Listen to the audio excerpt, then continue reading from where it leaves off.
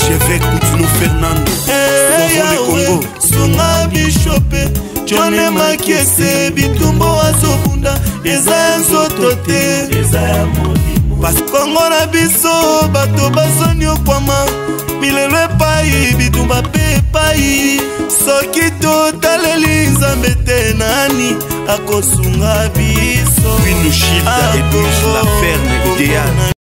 Ceci est l'incarnation du marketing mensonger. Des milliards de personnes boivent du Coca-Cola quotidiennement.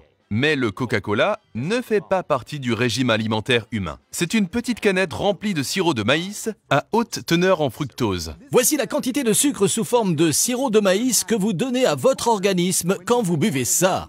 C'est l'une des plus grandes prouesses au monde en termes de marketing à la fois génial et irresponsable. C'est ce qu'on appelle essentiellement un produit pourri-tastique, dont personne n'a besoin et que personne ne désire vraiment. Sauf que Coca-Cola crée ce désir. Quel bienfait le Coca-Cola apporte-t-il physiquement? Voici James Quincy, PDG de Coca-Cola, en train de se faire cuisiner par le journaliste Jeremy Paxman. Comme l'a dit la présentation, ça contient du sucre. C'est de l'énergie. Est-ce une nécessité absolue? Non, ça ne l'est pas. Le sucre est une drogue. D'après l'OMS, un adulte normal ne devrait pas consommer plus de 25 grammes de sucre par jour. Rien qu'une canette de Coca-Cola en contient déjà plus.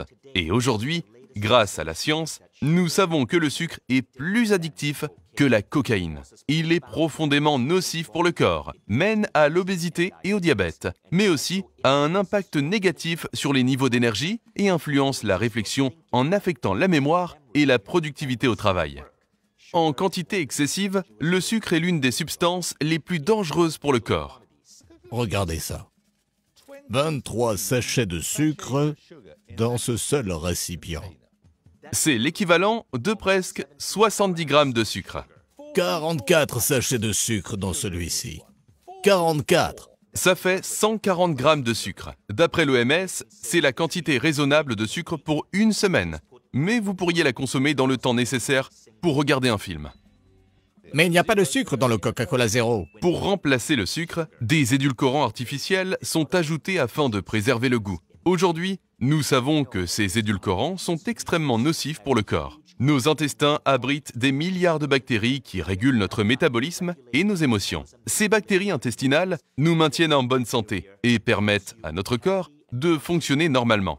Cependant, les édulcorants artificiels détruisent nos bactéries intestinales. Le Coca Light s'avère même plus nocif que le produit original pourri-tastique chargé en sucre.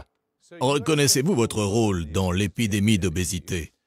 En tant que contributeur de calories au régime alimentaire britannique, bien sûr, nous le devons. Pour l'obésité. Il y a 30 ans, nous avons créé en Europe Coca-Cola Light, notre première boisson pétillante, sans sucre et sans calories. Parlons des calories.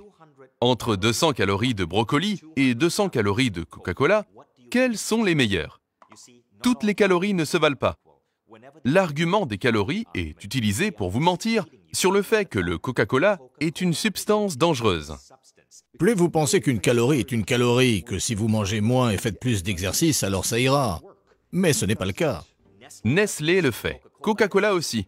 Ils vous font culpabiliser en disant « Tout va bien, buvez notre produit. Et si vous voulez rester en bonne santé, vous n'avez qu'à faire de l'exercice. » Ils associent leur marque à des événements de santé.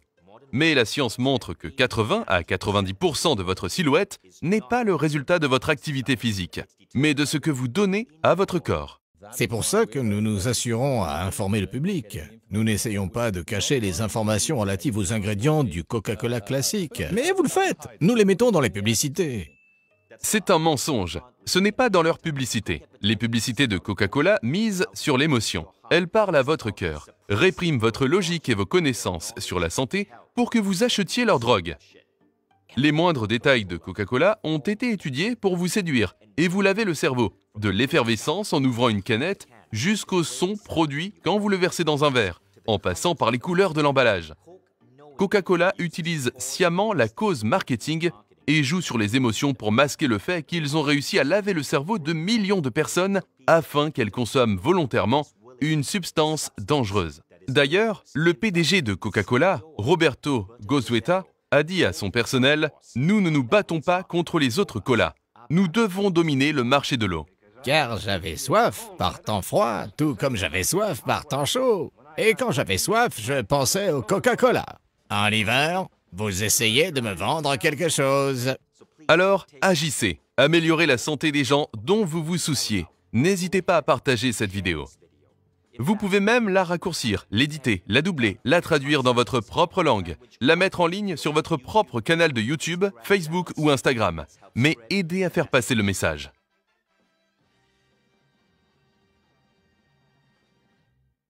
Merci d'avoir regardé cette vidéo. Si vous l'avez aimée, cliquez sur le bouton s'abonner et vous recevrez ma prochaine vidéo dans une semaine. Le Congo ne tombera jamais, car la victoire du Congo dépend de l'Éternel, Dieu des armées, et à ses prophètes qui craignent l'Éternel, comme l'évangéliste Bishop John Israel Makiese, descendant de Fumu Kimbangu, Jean-Baptiste, 3e millénaire. Voici le temps de l'éveil prophétique. Lèvons-nous donc comme un seul homme, peuple congolais. Défendons notre patrie, car le Congo ne tombera jamais. Vouloir c'est pouvoir, c'est maintenant ou jamais, c'est maintenant ou jamais.